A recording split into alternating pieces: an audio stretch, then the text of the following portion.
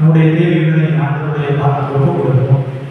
நாம் வேதனையோடு, துன்பத்தோடு, கஷ்டத்தோடு, கடன் பிரச்சனையோடு, பொருளாதார பிரச்சனையோடு நாம் எல்லோருமே அன்னையும் ஆண்டவர் இயேசுவை கூறி வந்திருக்கிறோம். இப்படி ஆண்டவர் இயேசு கிறிஸ்து பல்வேறு மனிதனுடைய வாழ்வில் இருக்கிற தேவைகளை நிறைவேற்றிய ஆண்டவர் இன்றைக்கு நாம் முன்பாக இருக்கிறார். நாம் ஒவ்வொருடைய வாழ்வில் இருக்கிற தேவைகளை நிறைவேற்றுகிற ஆண்டவர்களுக்கு நம்பிக்கை இருக்கிறார். நம்முடைய தேவைகளை ஒப்புக் கொடுக்கிறோம், நம்முடைய வேதனைகளை ஒப்புக் கொடுக்கிறோம், நம்முடைய உடலில் இருக்கிற நோய்களை ஒப்புக் கொடுக்கிறோம்.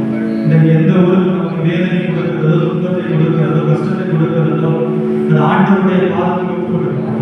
எப்படி உடல்நோயால் பாதிக்கப்பட்ட பல்வேறு மனிதர்கள் உடலில் இருக்கிற நோய்களை ஆண்டவர் இயேசு கிறிஸ்து தொட்டு அந்த நோய்களுக்கு குணம் கொடுத்த ஆண்டவர் இன்றைக்கு நம்முடைய உடலில் இருக்கிற ஒவ்வொரு நோய்களையும் தொட்டு ஆசீர்வதித்து அந்த நோய்களுக்கு குணம் கொடுக்கிற இறைவனை நம்மை கேள்விப்பட்டிருக்கிறார்.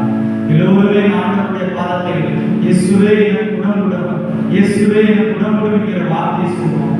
இயேசுவே எங்கள் ஒவ்வொருடைய உடலில் இருக்கிற நோய் இருந்து உங்களை குணம் கொடுத்து எங்களை ஆசீர்வதிக்கும் நம்பிக்கையோடு கேள்விப்பட்டிருக்கிறோம். நீரே வல்லவர், நீரே அதிசயம் அற்புதங்கள் செய்கிறவர். உங்களுடைய வாழ்வில் இருக்கிற தேவைகளை நாம் ஒப்புக் கொடுத்து ஜெபிக்கிறோம். உங்களுடைய குடும்பத்தில் இருக்கிற தேவைகள் எல்லாம் உங்களுடைய பாதத்தில் ஒப்புக் கொடுக்கிறோம். நாங்கள் மன அமைதி இல்லாமல், ஒற்றுமை இல்லாமல், சமாதானம் இல்லாமல் மாட்டு கொண்டிருக்கிறோம். இயேசுவே உங்களுடைய குடும்பத்தில் இருக்கிற கணவன், மனைவி, பிள்ளைகள், பெரியவர்கள், பெற்றோர்கள் எல்லோரையும் ஆசீர்வதியும்.